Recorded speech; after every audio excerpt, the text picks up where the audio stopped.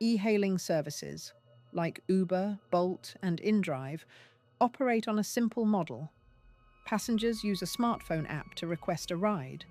A nearby driver accepts the request, picks them up, and takes them to their destination. The driver earns a fare, part of which goes to the platform as commission. It's fast, cashless, and convenient.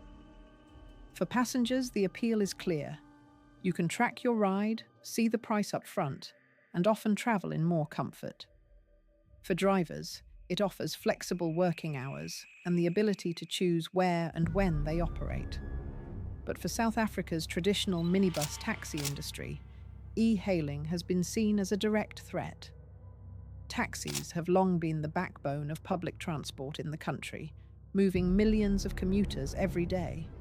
They operate from ranks and along fixed routes, with fares set by taxi associations.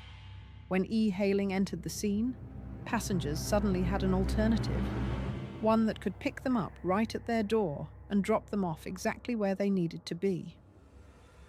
Taxi operators accused e-hailing drivers of stealing customers without following the same costly licensing rules, route restrictions, and association fees that taxis face.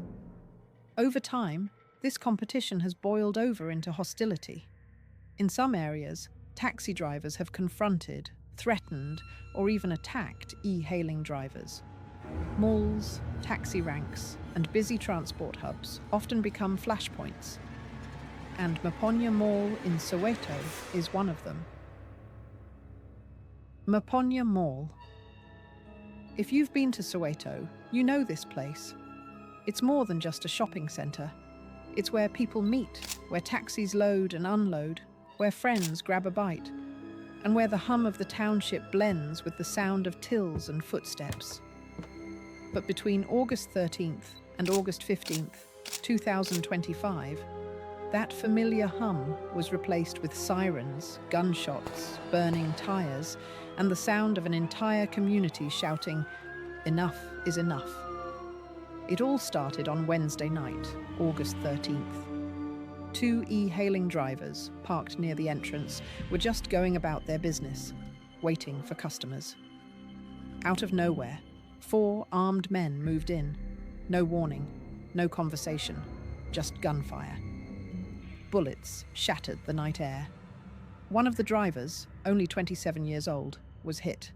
His name was Mzansi Unscripted. He'd only recently started driving e-hailing trips to make a living. Moments later, as if the shooting wasn't enough, the attackers set his car on fire. Another e-hailing car, just meters away, was also ambushed. The driver managed to escape the gunfire, but a passerby wasn't so lucky and was wounded in the chaos. The car? Torched, gone in flames. By the time the smoke cleared, 1 man was dead, 2 others were injured, and Maponya Mall, the place that was supposed to be safe for business and community life, had turned into a crime scene. Police would later confirm this was likely tied to the long-standing, bitter rivalry between the taxi industry and ride-hailing services in Soweto. The next morning, Thursday, August 14th, the community woke up furious. Word spread quickly. On WhatsApp, on Facebook, on street corners. By sunrise, the roads leading to the mall were no longer roads.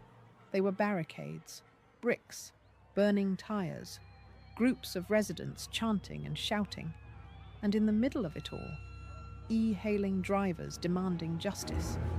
Shops inside the mall pulled down their shutters. Ride-hailing drivers refused to enter the area. And then, as the tension rose, another taxi was set on fire nearby. The message from the community was clear. This wasn't going to be another tragedy that got swept under the rug. They wanted safety. They wanted fair access for both taxis and e-hailing cars. They wanted the violence to stop. And if that meant shutting down one of the biggest malls in Soweto for a week, so be it. Police presence was heavy. Johannesburg Metro Police blocked off sections of Chris Hani Road. SAPS officers moved through the crowd, trying to keep things peaceful. Behind closed doors, government officials were scrambling. That same day, Gauteng Transport MEC Kedibone Dial Tlabella arrived at the scene. Her words were sharp.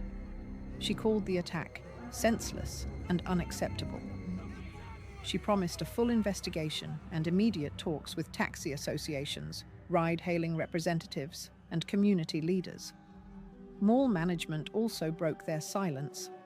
They condemned the violence, calling it a serious incident and vowing to work with law enforcement. But for the people on the ground, words weren't enough. They'd heard promises before. What they wanted this time was real change. Fast forward to Friday, August 15th, and finally, a breakthrough. After hours of tense negotiations, a peace agreement was announced. Under the deal, both taxis and e-hailing drivers would have equal access to pick up passengers at Maponya Mall. Police would keep a visible presence in the area. The government would even set up a temporary office to help operators fix licensing and route issues. And most importantly, a zero-tolerance policy on intimidation was put on the table. The planned 7-day shutdown of the mall cancelled. Business would continue, but with new rules in place. For many, it was a relief. For others, it was only the first step, because yes, a deal was signed. But a man was still dead, 2 others were still recovering, and the fear, that lingering fear, doesn't disappear overnight. People are still asking, will these promises stick? Or will we see another violent clash in a few months' time? Maponya Mall has gone back to the sound of shoppers and chatter for now, but the echoes of that week, the gunshots, the protests, the speeches, the deals, are still hanging in the air. One thing is certain, the people of Soweto proved they will not stay silent when violence takes over their streets. And that's a message everyone, from taxi bosses to government officials, should take seriously. So what's the real solution? Is it stricter policing? Is it deeper talks between taxi and e-hailing industries? Or is it something bigger? A total overhaul of how public transport works in South Africa? Let me know your thoughts in the comments. Until then, stay informed, stay safe, and I'll keep bringing you the updates you need to know.